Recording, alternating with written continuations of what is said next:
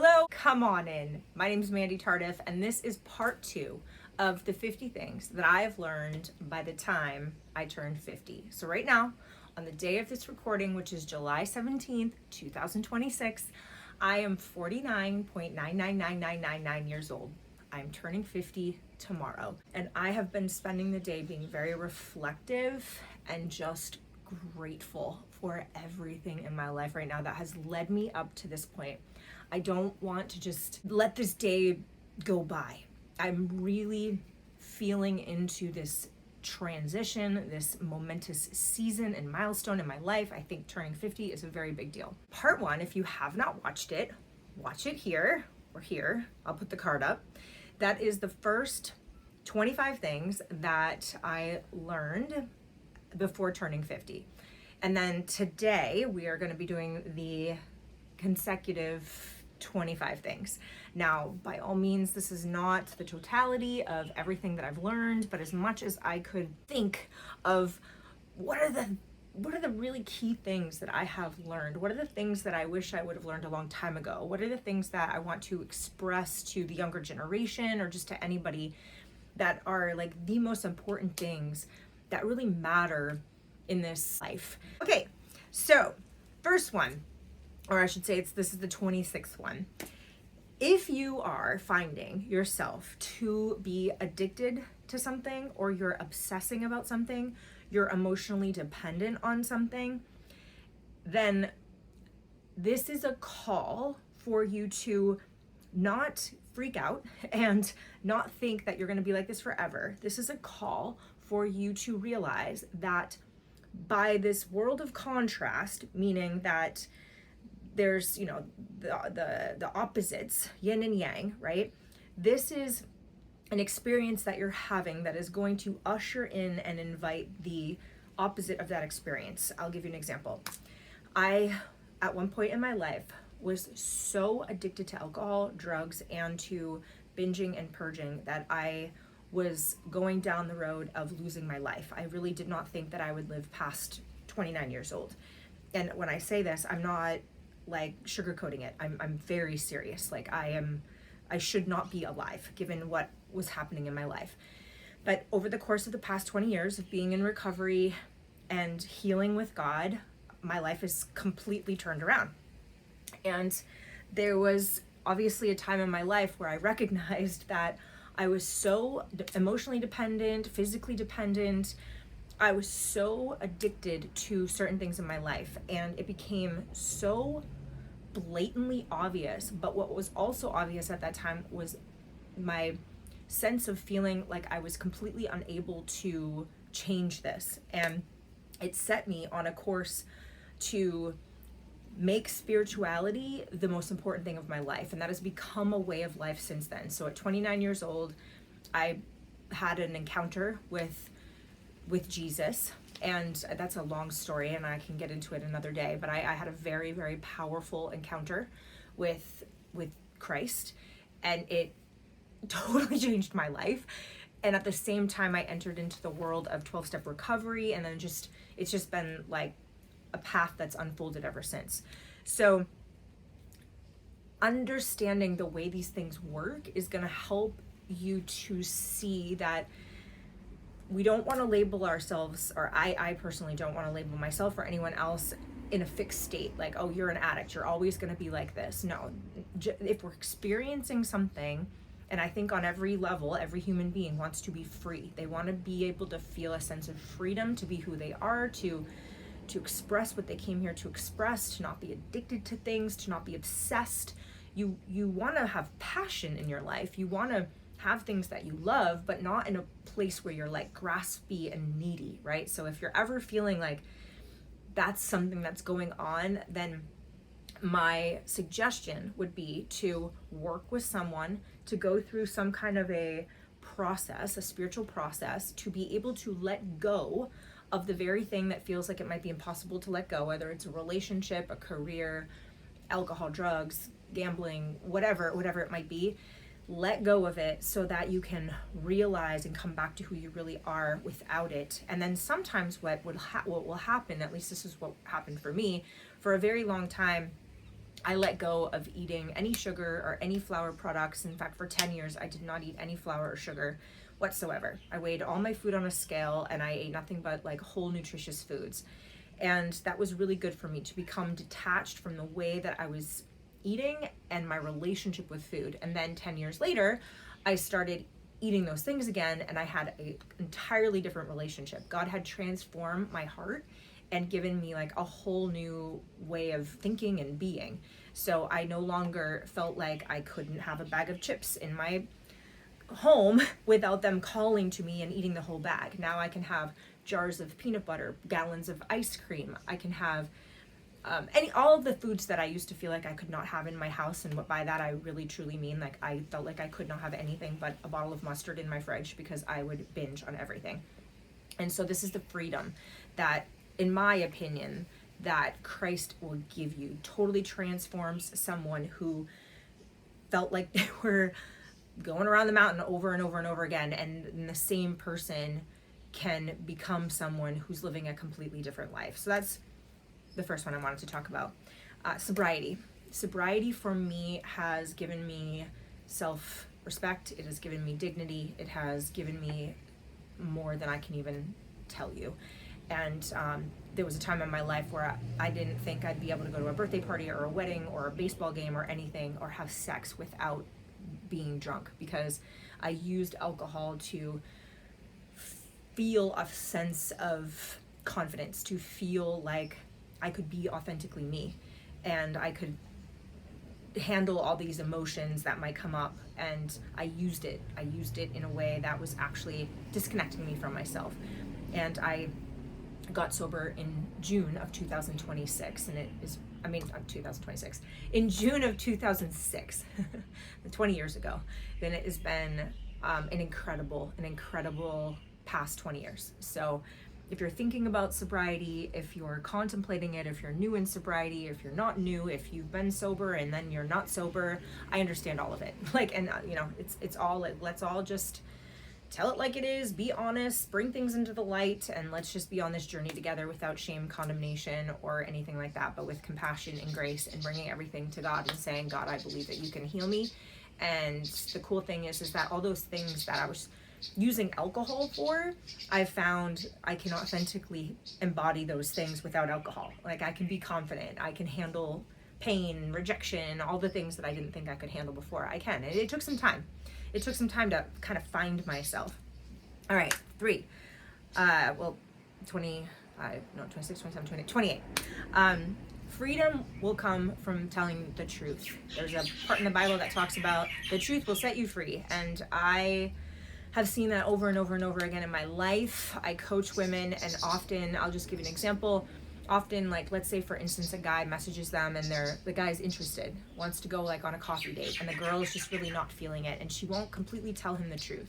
She'll maybe sugarcoat it a little bit, be like, oh, I already have a boyfriend. It's like, don't do that. Please don't do that. We need to come to a place where we as humans tell each other the truth. But here's the thing, the truth with love. You don't want to just say things without common sense, without having compassion, without having grace, without having wisdom. The Bible talks a lot about wisdom. There's a difference between knowing things, about having information, but there's also a difference there with like true wisdom for the moment, not a cookie cutter response that you got from a script. It's like, no, be led by the Spirit in the moment, be led by wisdom. And freedom will come from telling the truth. It's very much in integrity to say, for instance, to somebody like, my gosh, you know what? I can appreciate how much courage it takes to ask a girl out, and I really appreciate that. And I think you're an amazing person. I really do. However, I'm not feeling any romantic feelings, but I just want to communicate that with you, to be forthright and to be truthful. But gosh, I really appreciate your courage, and I wish you, the best. And, sometimes that stings, but really at the end of the day, giving someone false hope or being vague, it's not loving. It's actually selfish. All right. So next, protect your mind from what constantly will drain it, distract it, or diminish you. I keep going back to like the Bible, but the Bible talks about renewing your mind, and our mind is precious. Our mind is what we can control it's within our control. We can't control a lot of things on this planet, but we can control a certain amount of things. What we put inside of our mind, what we focus on, is within our control. So protect your mind, protect it from constant distraction. We hear this all the time. There's just so much vying for our attention. So be very diligent in focusing on the things that are going to be edifying, that are going to be beautiful and good and trustworthy and praiseworthy, and all the things that the Bible talks about. All right, I'm such a big cheerleader for creativity, so this next one is one that I'm really passionate about. Don't spend your life on consumption. Spend it on creating. You are a powerful creator. God has given you talents in your fingertips, and if you even have a little bit right now of resources, you can multiply loaves and fishes by a little tiny bit. I am someone who totally understands that. There have been many times in my life where I'm like, oh my God, I just lost my job. I have chronic pain. I have migraines. How the heck? I feel like I'm never going to get out of this poverty cycle. And it's like God gives me this little thing, gives me my hands, and I can actually create so much with the power of God, with prayer, with pressing in, with wisdom. And we can really do things that seem impossible with God. All right, next. Creativity is how God has designed us. And this isn't just something for artists. This is for everybody. It is literally a way for us to heal, to express, to serve. What is a way that you can be creative today? Creativity gets us out of disillusionment. It can get us out of hopelessness. You can create something right now. And I'll give you an example. So I live in Hawaii. As you can maybe tell, I'm wiping sweat because it's like so hot today. I live in Hawaii, and we are isolated, I guess you could say, from the rest of the world. We're out here in this little tiny island in the middle of the ocean. So there's a lot of things that we don't have here on the island that might be in other places, in other countries, and on the mainland. And there's been many times in the 5+ years that I've lived here where I've been like, gosh, I wish this thing existed here on this island. And then I was like, light bulb, why don't I create it here? So I've created programs, workshops, meetings. I've created here the very thing that it was that I wanted. So you can create. It's going to be part of your deepest healing. Peace is so valuable. Protect your peace. Let peace guide you. And I'm talking the peace that surpasses all understanding, the peace of God, the peace you feel in your soul. Peace is something to listen to. If you're feeling anxious, this does not mean that something is wrong with you. It might mean that you're out of alignment, you've overstepped your boundaries, you are not listening to your intuition. Let peace be the thing that guides you. And sometimes it can be really difficult because I've walked away from certain situations that were so difficult to walk away from. I thought I was going to die. But at the same time, I felt such a deep abiding peace, and I knew it was what I was supposed to do. The peace was the barometer. The peace that I felt was the thing that I knew that I was going toward the North Star. I knew I was going in the right direction, even though it might have been very difficult, like a difficult decision. It was the peace. That was the thing that I knew. I just knew that I was in alignment with myself and I was in alignment with God. All right, simplicity. So I really, really like my room, my home, my emails, my text messages. Like, I want everything in my life to be simplified. I like everything to be neat. I only have what I need. All my drawers are simple, and they have what they need in them, and they're simply arranged. So that helps me to have more freedom in my life. It doesn't take up a lot of headspace. I don't have to go finding things because I love having simplicity in my life. At the same time, I would say that my life is very vibrant and alive and full of color and full of patterns and full of just so much. But it's the simplicity that I create in my life, keeping my food simple, keeping my grocery shopping simple, keeping my daily rhythms of my life simple, keeping my workout simple. Simplicity equals freedom. All right, progress is rarely linear. This is so huge. So in my almost 50 years of living, because I'm almost 50, my life has pretty much looked like this. It's been up and down and all around, but it's always going up like that.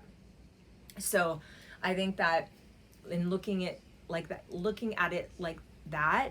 Sometimes there might be these moments in your life where you feel like you've made progress and then you've taken a step backwards, but often it's not necessarily a step backwards. It could just be this opportunity for you to look at, okay, where were there maybe holes in my self-respect? Maybe there were little cracks in what I thought was my solid foundation, but maybe this is happening so that I can see that I need to tighten up my foundation. So there's always a way to become 1% better every day.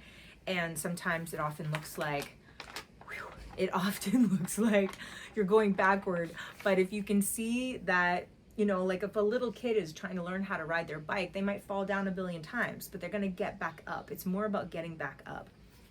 All right. You are never too old to begin again. You are never too old to start that thing, to begin over and over and over and over and over again. Another example, I'm almost 50. At 44, I started playing piano.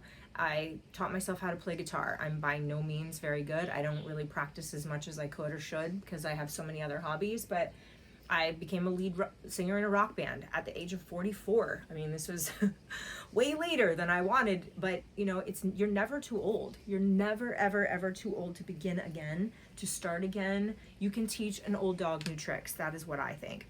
All right, the next few are going to be all about relationships. People pleasing is self-abandonment.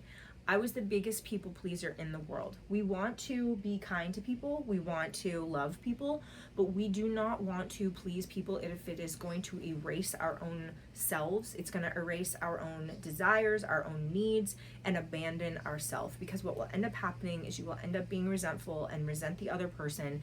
And resentment is very much a signal that something went wrong within our own choices. And so this is a moment to take personal responsibility and ask, where did I learn that people pleasing was going to get me what I thought I needed, was going to get me connection or love, and help me to stop that behavior, help me to stop doing this thing that maybe is an automatic thing, and help me to focus more in those moments to pause and bring awareness and show me what the different choice would be. It would just be a simple thing of maybe just saying no instead of saying yes, which can be really hard sometimes. If you've always said yes and you're so afraid to say no because you think that that person is going to end up leaving your life, then like you have to give yourself the opportunity to let go and to surrender, that when you do something out of alignment and you're doing the right thing, it's an integrity, you're loving yourself, you're trusting yourself, and you might be scared, but if you communicate, let's say for instance a boundary, or you say no, and that other person leaves your life, and you have to trust that that person wasn't meant to be in your life, and that person will maybe come back. But what usually happens is when we communicate a boundary with grace and love, and we're rooted in God, and we communicate the boundary in a loving way that's not controlling or manipulative or anything like that. It's not self-righteous. It's just a boundary. It's like, this isn't going to work for me. And more than likely, most people are going to respect it and they're going to stay. And then, of course, you know, there's always the spectrum of whether people are going to like it or not. All right. Boundaries are an act of love for yourself and for others. They're an act of love. Saying no, I'm not available for that. These are things that are perfectly okay to say. You must know where your hula hoop is, what you are okay with. And this is going to change within varying seasons. There was a time in my life where I was not okay with eating any flour or sugar.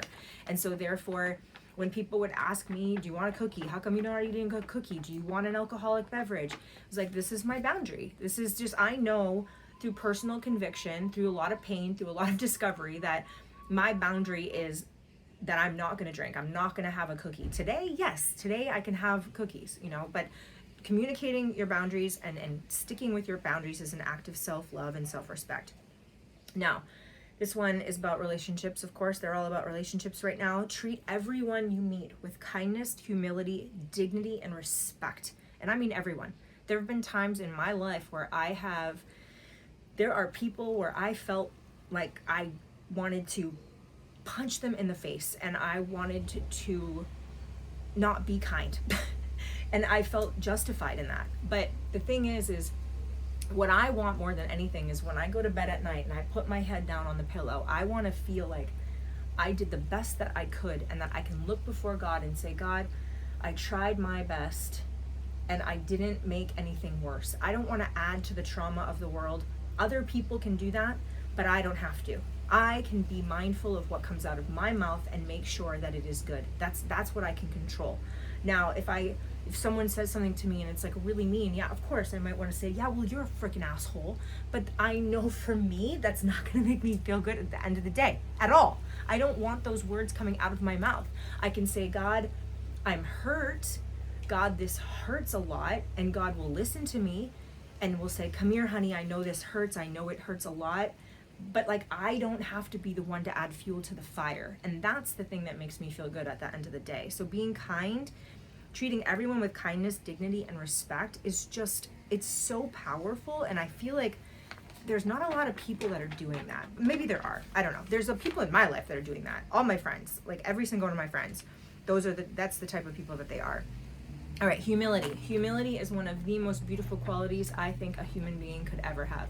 Humility is not being humiliated. Humility is not being like, oh, I'm a nobody. No, humility is seeing yourself as you truly are, which is like, the sky is blue. It just is. Seeing yourself as you really are. And I'll give you an example. Humility for me is, I'm a really awesome person to have in your corner. I'm an awesome friend. I am an awesome coach. I am an awesome leader. I am really, really good at that. And I am humble enough to know that if I am not living my life where I am trying to live my life following God, then I am going to not be the best coach or the best leader. And so I can on one hand say, wow, I know I have these strengths of encouragement, of motivation, of being someone who knows how to communicate really well. I'm really good with communication. And I can own that with humility, but I can also say that apart from God, I can't do any of these things. Like, I really, really need God's strength. I need God's guidance every single day. So that's humility. All right, the people you spend time with will shape who you become. Get yourself some amazing friends, roommates, people that you work with, because it is going to influence everything in your life. This is so important. I just moved into this new place and it has changed everything for me. Like, my new roommate, her and I are on such a level together. We are equally yoked and it is absolutely just transformed my life. All right, your soulmate is not going to complete you. This is if you find a soulmate, if you ever get married, if you don't, I don't know, I'm not in a relationship, but they're not going to complete you. Wholeness will come from God. Wholeness will come from your relationship with God. Healthy love is shared between two people that understand this. All right, being single is way better than being in the wrong relationship and settling for a relationship where you're abandoning. You trust me, you want to be single and just have a relationship with God and make that relationship the most strongest thing you have in your life. And that when anything feels off, you are willing to walk away within a second, because you don't want to lose that feeling of peace and alignment. Or at least I'll say for myself, I don't want to lose that feeling of peace and alignment for what? Just to be in a relationship? If this relationship on any way is dragging me down or keeping me off my path or taking me off my path with God, then I have to be willing to say goodbye to it. And that is something that I've had to do over and over and over and over again. And it's hard. I'll tell you, it's one of the hardest things ever. And, but it's far better, because at the end of the day, you get to have yourself, your authenticity. Can you tell that it is so hot here? It's Hawaii, it's the summer, it's July 17th. I love it. I'm just gonna keep fanning myself and we're gonna continue. Okay, you don't need everyone's approval. You need God's approval. That's it.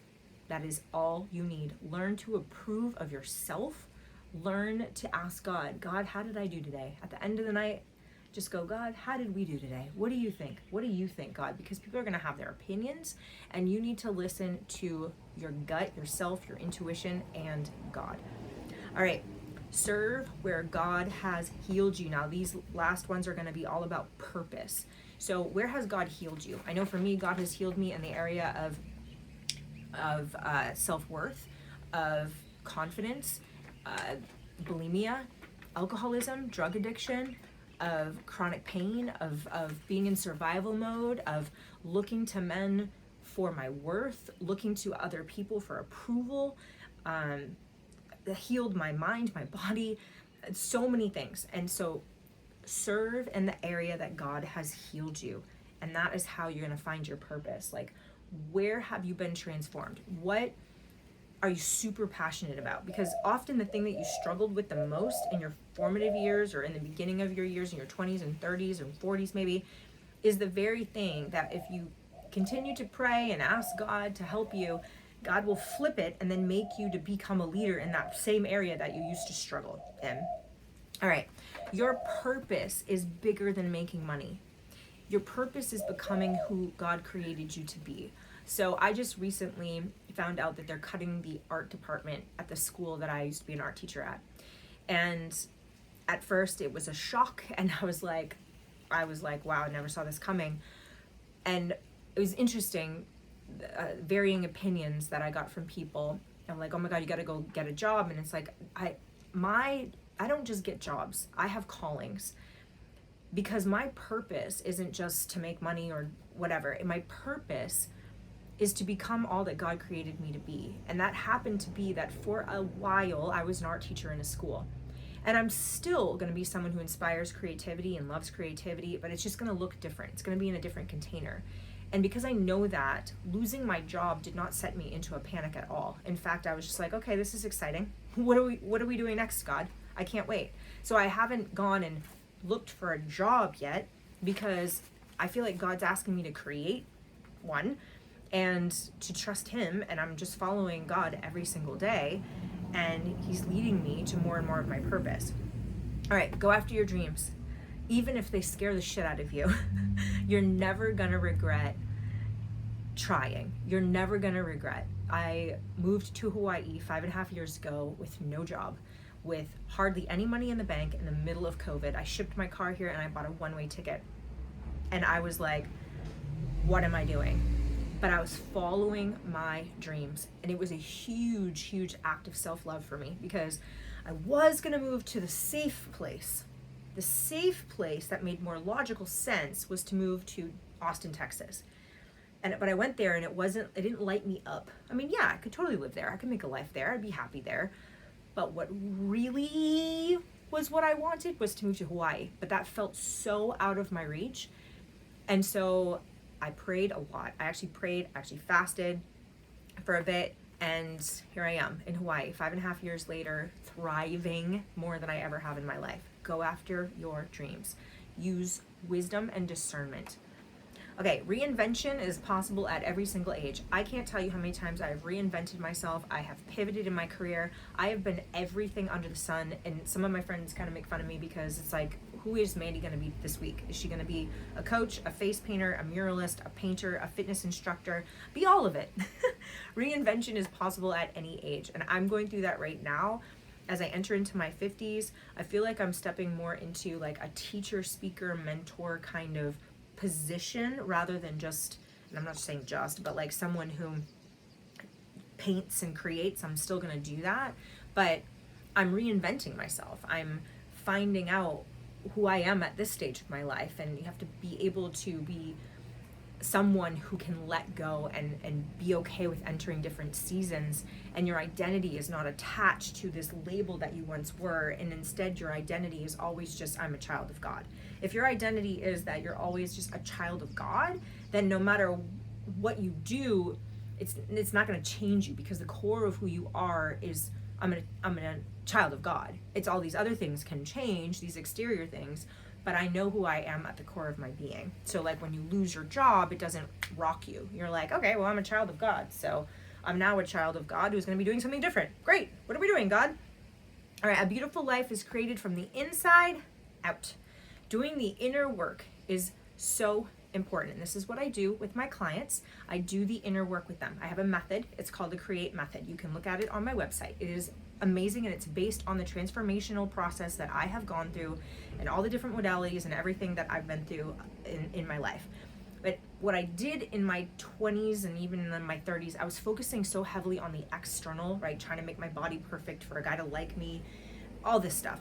But inner inner work is the most important work, because what happens when we focus on the inner, when we focus on our relationship with God, everything on the external just literally falls into place. Like, you don't even have to worry about it. You don't even have to like literally do anything. It just kind of falls into place, and it's fascinating and amazing. All right, a beautiful life. I already said that one.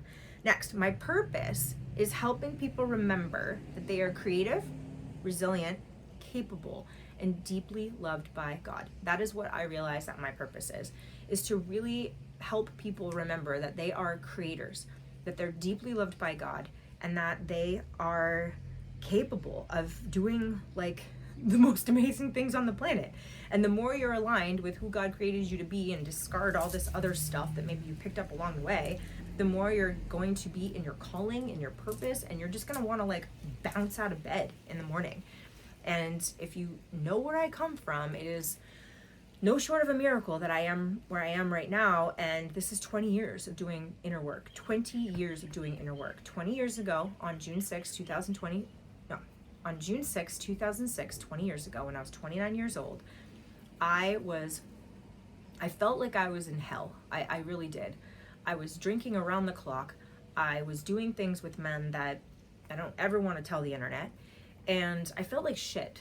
And I felt like I couldn't stop. I was sticking my finger down my throat multiple times a day. And I felt like I couldn't stop doing that either. I literally didn't know where to go. I went to try to check myself into a rehabilitation program and go somewhere for like 90 days, and I couldn't afford it. And I didn't know what to do. And I just remember thinking, like, I want to die. Like, I really want to die. And I just called out and I was like, God, I need your help. And like, I had this encounter with Jesus, and I had this realization. It was so personal, and it was so real, and it really changed so much for me.